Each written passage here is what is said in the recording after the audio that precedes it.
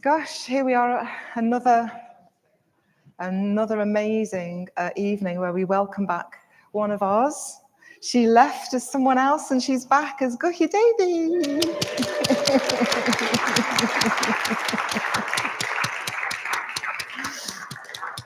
So we're going to be hearing from Guhyadevi a little bit more a bit later on. Another huge welcome to Kaimasiri, who's from Nottingham. Kaimasiri is Guhyadevi's preceptor, and she's responsible for spreading the Dharma all over the world in lots and lots of different ways. She's a hugely important woman in Sri Ratna. And she's a Sangha builder. That's what she does. Kaimasiri builds Sangha. I know her and love her especially because she led my ordination retreat. And we also mates in Amsterdam when I lived there. She was a really good friend to me in Amsterdam. And we used to spend quite a lot of time in the pub. Drinking delicious Dutch beer, which I remember with huge fondness. Yeah, yes, we did. But yeah. I hope that you enjoy your evening tonight in Sheffield, and we're just so grateful that you were able to come and celebrate with us. So thank you for coming. Can we give Kaimasiri a big clap?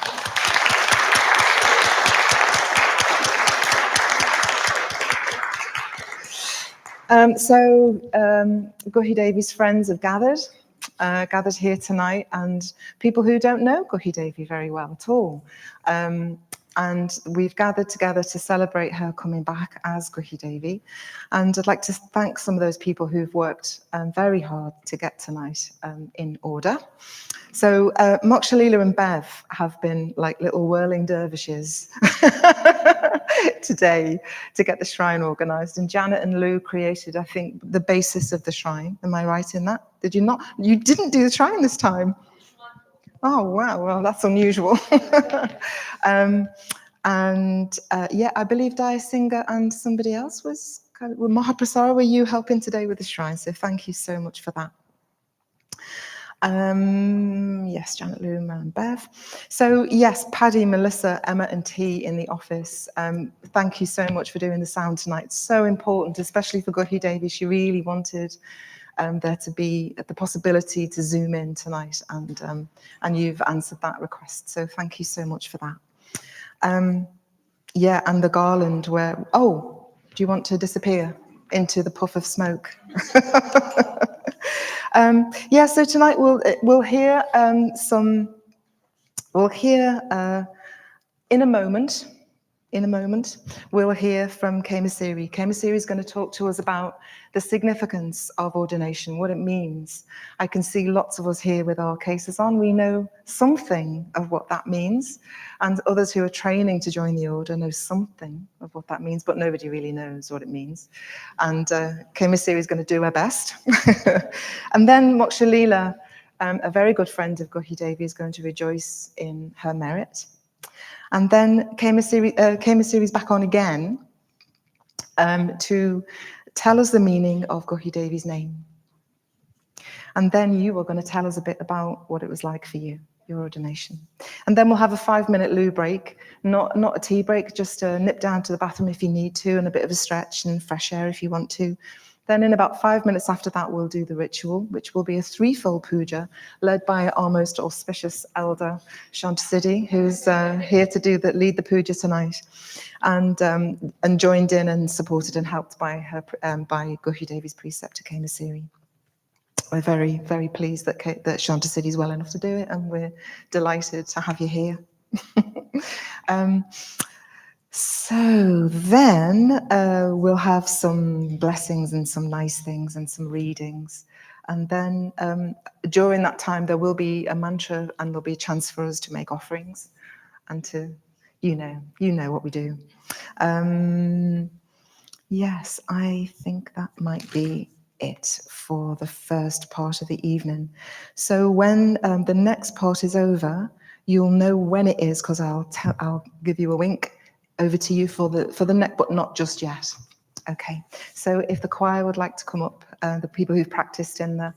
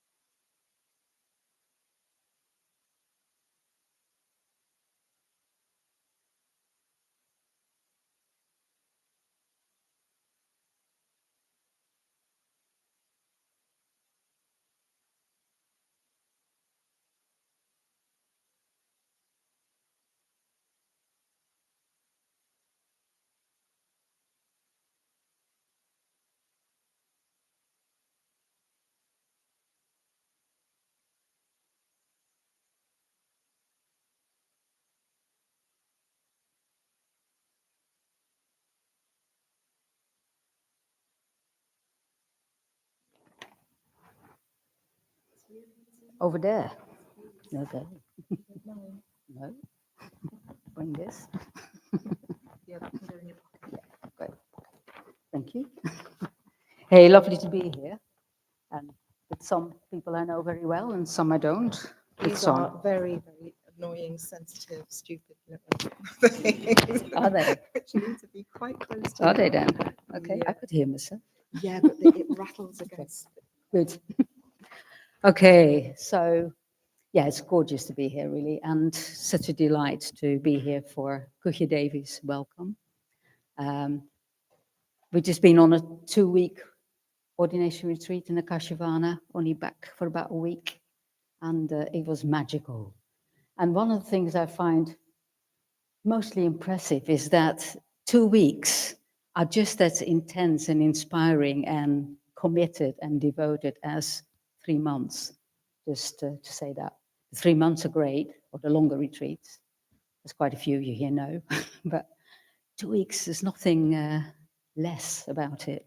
It was harmonious, it was beautiful, but she'll say more. So what is ordination? Well, I'm speaking to a lot of order members here. But basically, I want to draw out the 2 parts. So there's the 2 parts to the ordination, as most of us know, the private ordination and the public. And I was with Guhyadevi, or was it me, in the Kuti, where the private ordination took place. And it's such a magical, out of space and time place in the universe somewhere. So it's where basically it's witnessed that Guhyadevi has really practiced and worked on herself and is ready to join the order. That's what it is. It's witnessing somebody's effective going for refuge. Meaning, I have it written down, yes, showing that how practicing the Dharma affects views, opinions, mental states, and that it is possible to transform unhelpful states into more skillful ones. In line with the 10 precepts, which the new order member is then also taking in the Kuti and then later again in the public ordination. So it's in line with the 10 precepts, which is an extension of the 5, more speech and includes 3 mind precepts. That's what we're taking on, actually to practice the precepts more fully. And practicing the Dharma is becoming aware of views and habits that don't help to gain insight, that don't help to become an awakened being. Practicing the Dharma is about becoming a being full of loving kindness, generosity, contentment, honesty, aware and mindful, seeing through what creates suffering for ourselves and for others, and seeing what can free us from that. That is really what we're doing. We don't have to choose to do that within the context of the Triratna order. We can practice the Dharma without joining an order. But here is where public ordination also comes in, is where we tell the whole world about our commitment. And in the public ordination, there's also brought out how order members take on that commitment within the context of the Triratna order. So that's what Guhyadevi is doing, has done, is doing. Being part of the order is a practice. It means taking part in the life of the order, contributing what one can, and enjoying practicing together. Not always easy, as not everyone will have the same views as us, as quite a few of us here know. Yeah.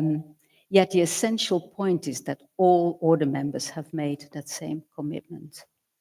And we often say that joining the order or ordination is just the start.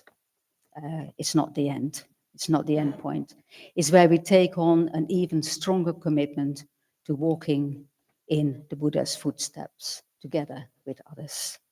So let's wish Guhyadevi well on this journey.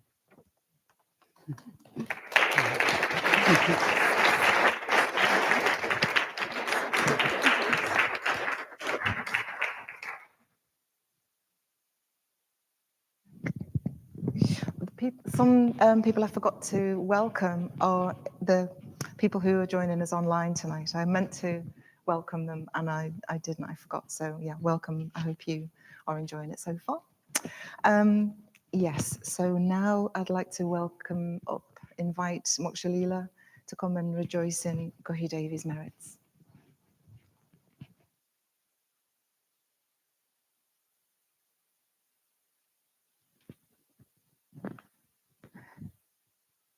Well, it's my very great pleasure to be able to rejoice in Guhyadevi. I feel really emotional actually suddenly just standing here. Because I've known, oh, yes. It's me and my microphone. Is that better? Is that better? Yeah, that's better. Okay. Yes, and I've known Guhyadevi for well over 15 years, and she's been a really good and constant friend. And we've known each other in quite a lot of different Buddhist contexts. But we're both therapists, so we're in a sort of peer supervision support relationship. And also I've done some of the creative workshops with her as well. So I really feel like I know her in quite a rounded sort of way. And one of the main things about Guhyadevi is that she's deeply thoughtful and reflective in her nature. And that comes through in her friendships, communication, spiritual practice, comes through in her work. And it's like a vein running through the whole of her life. And I wanted to find an image to describe her because she's she's very poetic in the way in which she expresses herself. Well, I've come up with an image that I'm not, well, anyway, I don't like it that much. I can't think of another one that works. So it's an iceberg. Now, this is not to do with coolness. Guhyadevi is the opposite. She's extremely warm-hearted, playful, and a lovely sense of humour. But what you see on the surface is a very small window into Guhyadevi. And she's got these enormous hidden depths beneath the surface. And it really takes time to get to know her. You can't just rush getting to know her. In fact, she doesn't rush. I've never seen you rush ever, actually. You're very... Anyway, I'm going off track, but yeah, you can't rush. And she lives very wholeheartedly from these depths. It's a sort of a real delight to witness how you do that. She's a great one for taking pauses and stopping in the midst of life. And that too is a thread that runs all the way through. And it helps her to live really fully from her depths.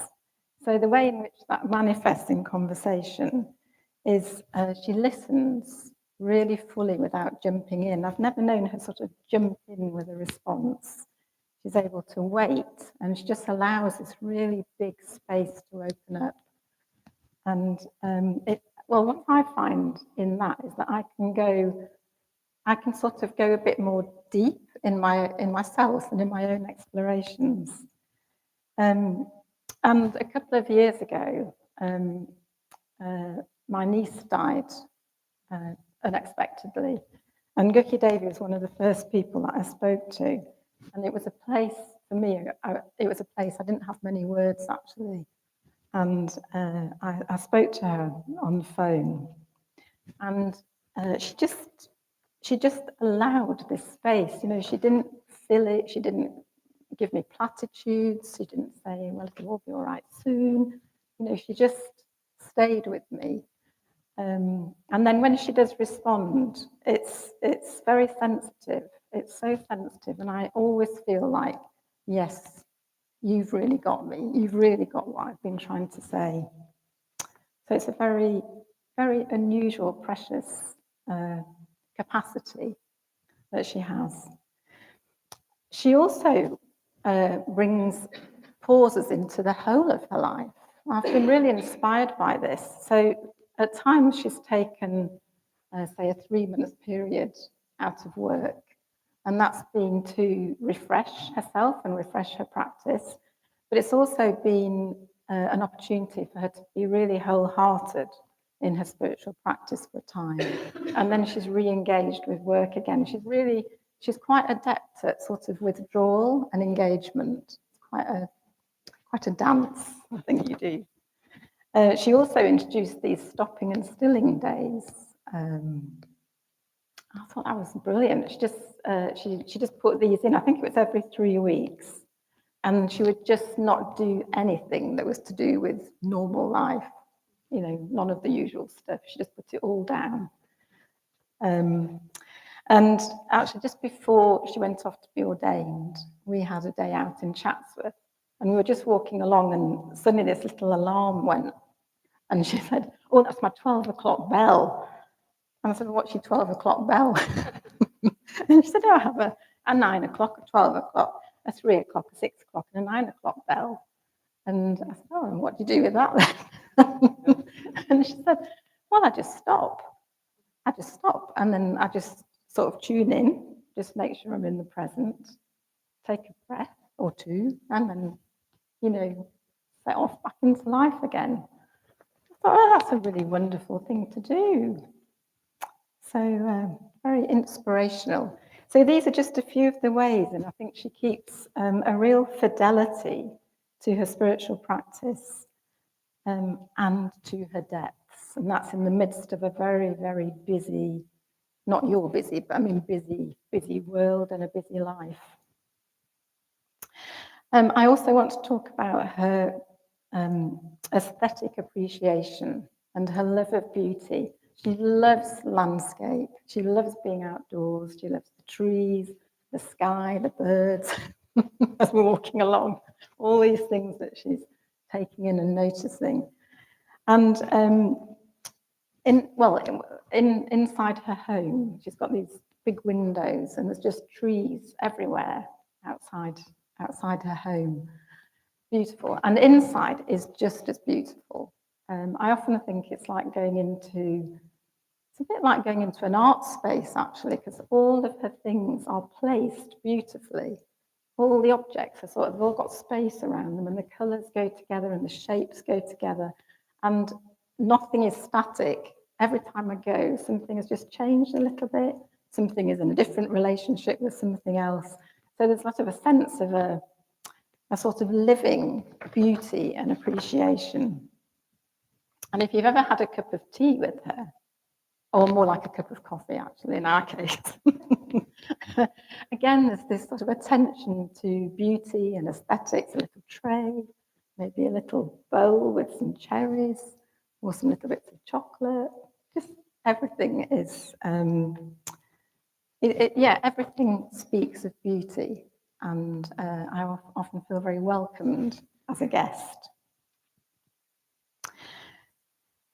And I know that I'm over my 5 minutes, so I'm just going to say one more thing, which is around capability. So I think most of you know in the Karaniya Metta Sutta, the Buddha's words on loving kindness. And one of the sentences is, "Start by becoming a capable person." Guhyadevi is very practical. Do you know this about yourself? No, she's very practical. She can put up shelves, which that's really practical to me in my book. She can put up cabinets. She's a really good cook. She has designed a website. And if she doesn't know how to do something, she always seems to know somebody who does, which I think is also very capable. But another aspect I just want to draw out is that she's capable in the sense of keeping initiative in difficult or tricky situations. And I've seen this on a few occasions, and I just wanted to mention a couple, one was Christmas, and that is a difficult time of year for her. And I've seen over the years how she experiments, sort of just introducing different things or trying different things. So she doesn't ever become sort of passive in her relationship with Christmas, which is quite hard. And also she's had a recent illness diagnosed. And again, I've just seen this incredible sort of, well, maybe I just say initiative, really active in sort of getting to know more about the illness, but then coming at it in lots of different ways and really attending to her body, to her mind, to her heart within this. So if she was a hand of Avalokiteshvara, symbol of the order, your hand would be a hand of beauty and of capability, and it would absolutely point down towards the earth and towards your depth. So, Guhyadevi.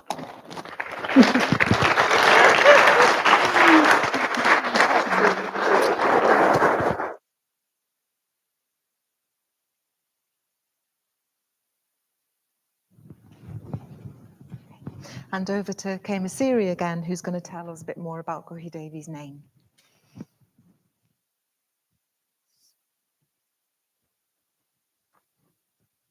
I'm going to read it out.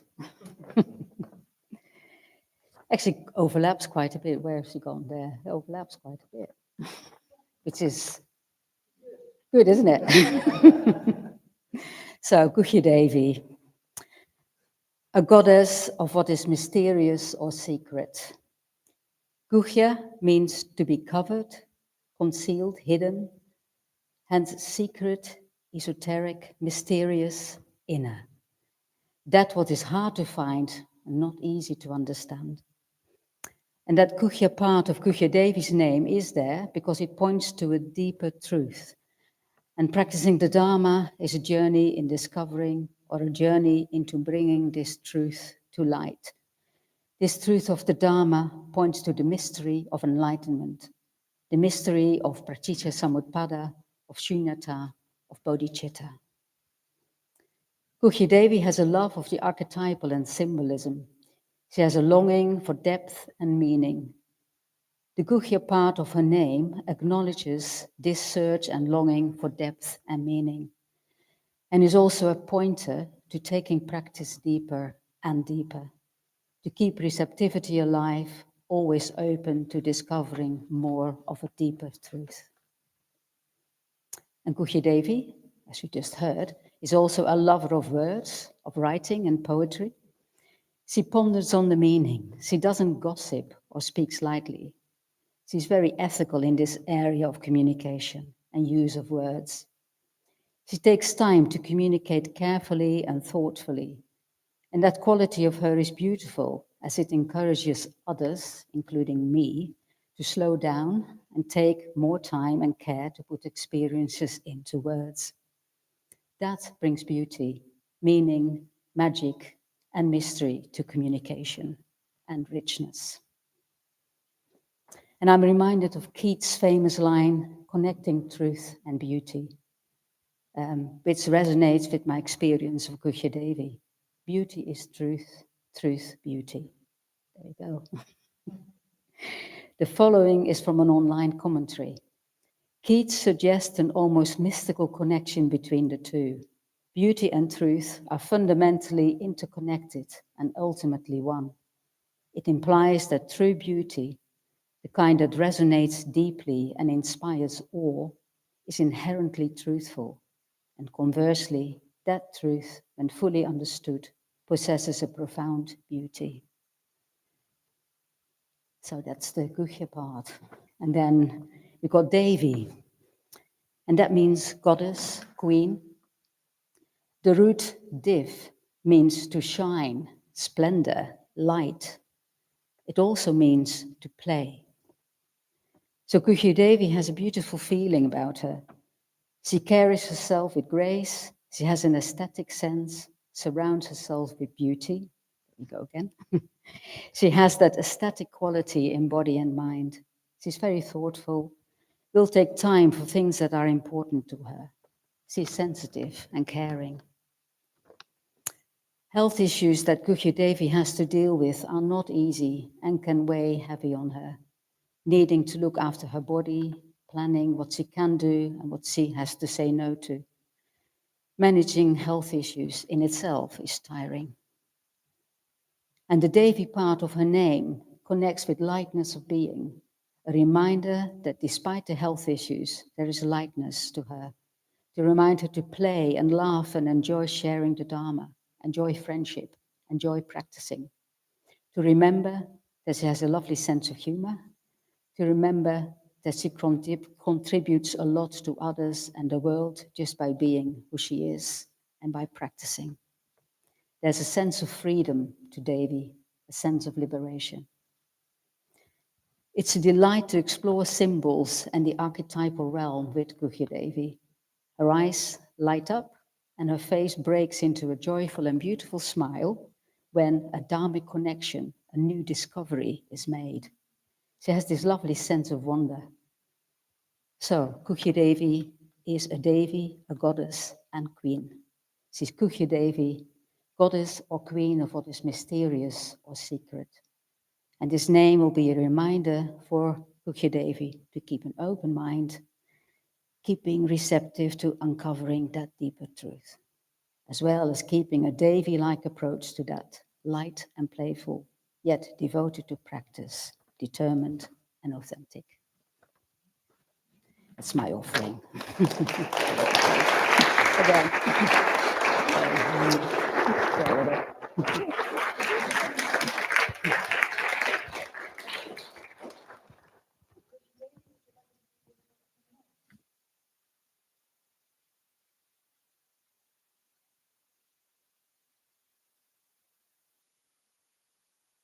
I could do it sitting, actually, couldn't I?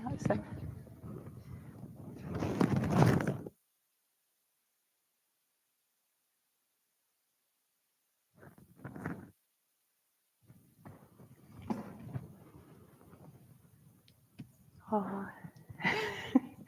I've got it written down, so, and I'm mic'd up. So lovely to see you all, and thank you for coming, and you guys online too, even though I can't see you. Your presence. Well, I'm festooned, and this is not my natural habitat, centre stage, mic'd up and highlighted. I've thought of some words to say though, and I hope there's enough sense in them, because since coming home, all questions relating to recent experiences seem to end in an I don't know.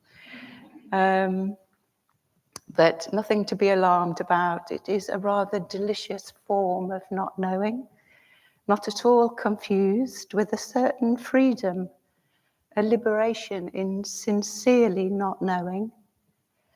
And I'm pleased I'm not at work with this sort of liberation.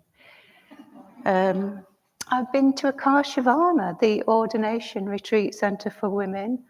My body knows Akashivana. When I wake up in the morning, it's the place I visit. My body knows and connects me into the mythic realm. When I wake in the night, I wake up thinking of Akashivana.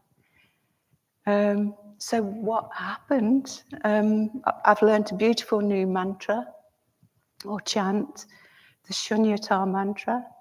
I've gained order siblings. We had a tiny little gecko in our room with splodgy feet. And there has been a lot of blue robes walking, a heart full of sunshine, the elements, so many elements, every conceivable sort of weather. Hibiscus pink sunsets, a full moon, stars and galaxies, thunder, tearing wind, lightning, many perfect blue skies as well, and a night light show. The drama in the night skies on ordination days was incredible. A great turning about in the deepest seat of meteorology. So I want to tell you a little about the public ordination, as it had an unexpected impact on me. The private ordination, where I was introduced to my beautiful new name, one which I will learn to live into, was all incredibly beautiful and quite rightly so private. But with the public ordination, the point in particular where I was quite blown away by was the arriving of the cases. The caser turns out to symbolize for me, perhaps for others too, a dissolving of separateness. trying to find words to convey this flow in the shrine room, a seemingly seamless magic when a shrine room full of order members and ordinands in a Mexican wave type motion turn into a shrine room and pure sea of order members. I was 7th along in receiving a case, and it would be wrong to suggest the once unadorned necks became cases sporting quite as quick as the Mexican wave we know from big stadiums. But actually, a clock and a watch in our room both stopped on the morning of ordination. We knew we had entered the timeless dimension, so maybe it was exactly like a wave. The effect, that ripple becoming part, playing a heart-pulsing part and entering and contributing to the stream of life in the order. It was breathtaking, it was magical. And when the final person was casered, can I say that? There we were, a joyous shrine room filled to the brim with order members. I think I've chosen to share this out of all the many moving, incredibly important, beautiful moments, partly because I can, because it won't hopefully puncture the mystery for those still to head up the mountain. It is, after all, the public ordination, but primarily because it was what I didn't know I needed. I didn't quite know how much I wanted and needed to loosen a sense of separateness. I have experienced quite a particular type of upbringing that has needed a lot of attention in order for me to effectively go for refuge, to live with the 3 jewels of the Buddha, the Dharma, and the Sangha at my heart. Some of what I developed as a result of early childhood was what could look like a fierce independence. So being able to really soften out of the separateness and into the order felt wondrous. I have a real sense of this image, this memory of the caser giving part of the ceremony, being able to serve me steadily as I head into the various landscapes and seascapes and other scapes of being an order member. It seems to hold the symbol of all the great gifts of generosity and kindness, both from my order member friends, but Sangha-wide too, over many years.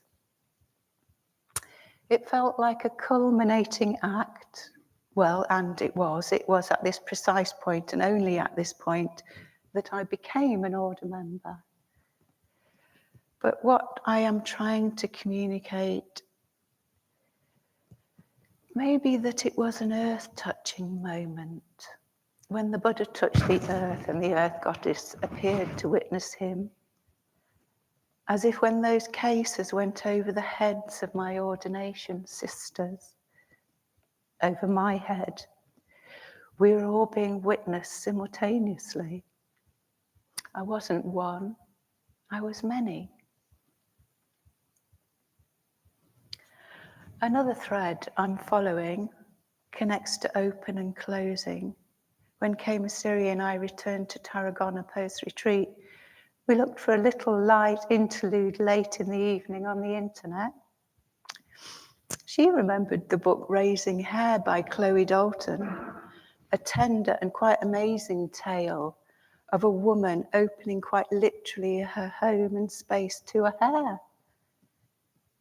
It was only a 15-minute episode, but the following days it came back again and again, this incredibly generous gesture of staying open to what is here, what is needed, relinquishing what doesn't help. Raising hair has become a beautiful symbol, an example of staying open. My tendency is to open and close. And in this time of more intense awareness, I've begun to bring more of this awareness to this habit of closing, inquiring gently into it, how to live into my aspiration to remain more open more of the time. I do want to say something about the veils dropping and being able to experience quite fully and over the longest period of time, all the gifts of kindness and generosity so unobstructed now. I mean, if that makes sense, does that make sense as a sentence? Of course, I've been aware and variously grateful and impressed and relieved for all the support, understanding, and friendship. Yet in this final leg, this retreat, the sheer extent of all I've been gifted and the recognition of all that has preceded became almost overwhelming. I see too, it is also deeply based in the Dharma, in Sangharakshita's vision. And because of this, I have no doubt that I in turn will freely serve the order, the Sangha, sentient beings. And turning, but so briefly at this moment to Khemasiri, daring to share myself, be true to who I am, to not fudge things, knowing you have been influential in the ordination process. I feel so fortunate and so grateful to meet your absence of judgment, your interest, your wanting to know me, your kindness. So much more to say, but for today, one more point of gratitude. Your willingness to support me, to offer to do the jobs I would not be capable of at Akashivana is in my heart and is inspiring and has made me able to actually go. And huge open-hearted thanks to my two dear and divine KMs, Shantasiddhi and Moksha my wings on the way to ordination. I'm so delighted to be in ever-deepening friendships with you. So circling back to my introduction, on the surface, I know nothing, I know absolutely nothing. I simply don't know at the moment. I have a deep faith in what lies below the surface though. And one of my tasks now is to find out what expression joining the order will take. So as I move towards that and reflect on the enormity of recent experiences, I finish with these lines of quiet encouragement from within a David White poem: to stay in this place until the current of the story is strong enough to float you out. Thank you.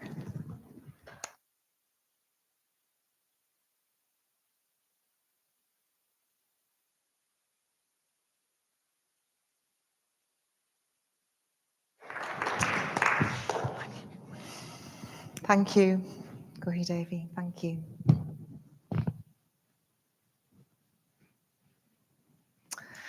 So we've got 5 minutes, just leg stretch, open the door, fresh air, loo break, and then we'll come back for the puja where we properly welcome you home. Thanks.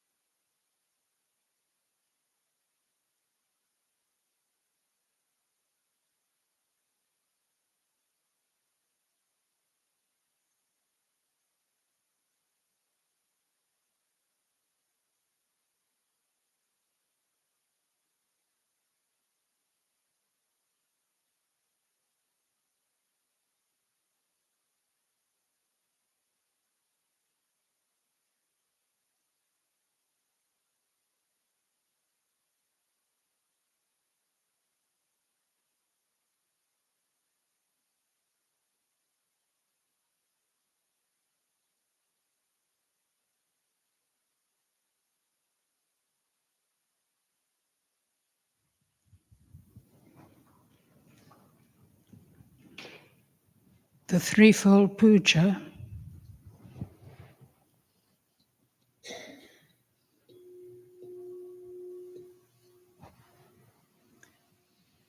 Opening reverence. We reverence the Buddha. We reverence the Buddha. The perfectly enlightened one. The perfectly enlightened one. The shower of the way. The shower of the way. We reverence the Dharma. We reverence the Dharma. The teaching of the Buddha. The teaching of the Buddha. Which leads from darkness to light. Which leads from darkness to light. We reverence the Sangha. We reverence the Sangha. The fellowship of the Buddhist disciples. The fellowship of the Buddhist disciples. That inspires and guides. That inspires and guides.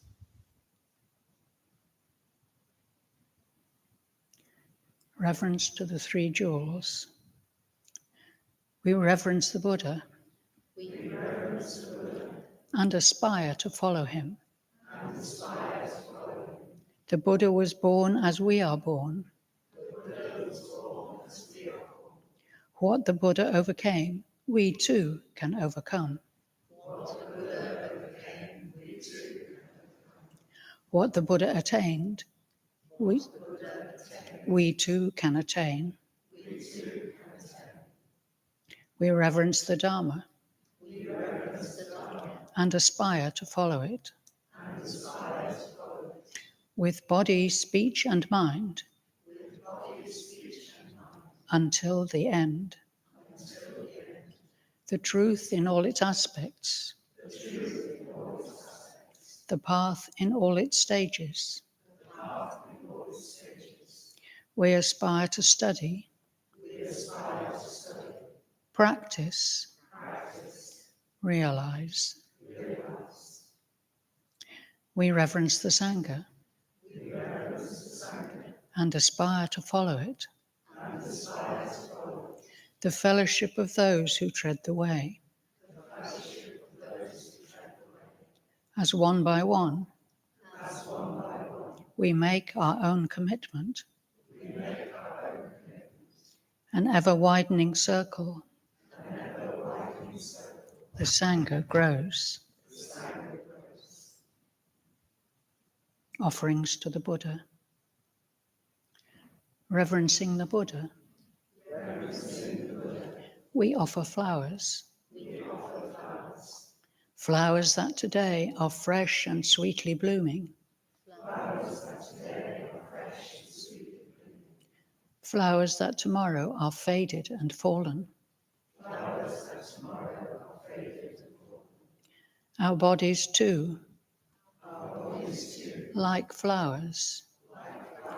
Will pass away. Will pass away. Reverencing the Buddha. Reverencing the Buddha. We offer candles. We offer candles. To him who is the light. To him who is the light. We offer light. We offer light. From his greater lamp. From his greater lamp. A lesser lamp we light within us. A lesser lamp we light within us. The lamp of Bodhi. Shining within our hearts. Shining within our hearts. Reverencing the Buddha. Reverencing the Buddha. We offer incense. We offer incense. Incense whose fragrance pervades the air. Incense whose fragrance pervades the air. The fragrance of the perfect life. The fragrance of the perfect life. Sweeter than incense. Sweeter than incense.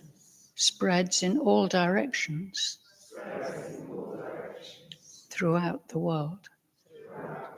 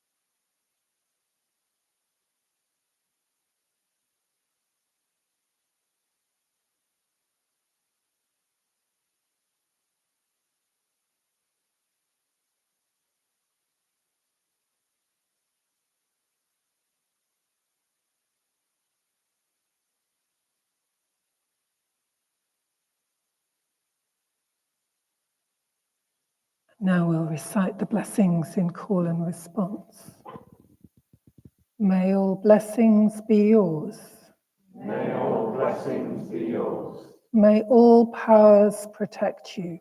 May all powers protect you. By the power of the Buddhas. By the power of the Buddha. May all happiness be yours. May all happiness be yours. May all blessings be yours.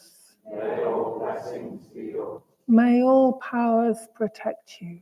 May all powers protect you. By the power of the Dharma.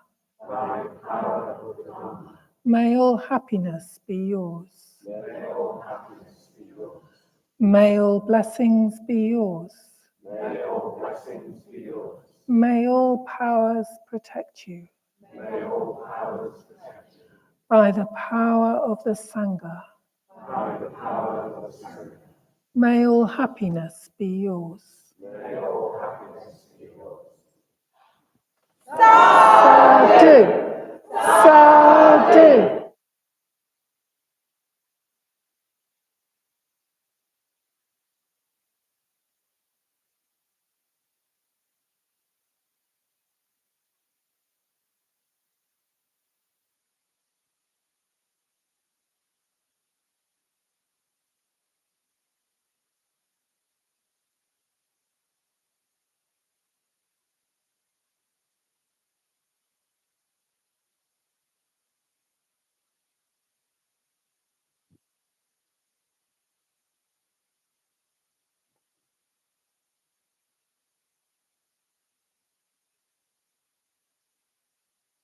Now there's a reading from the Bodhicharya Avatara.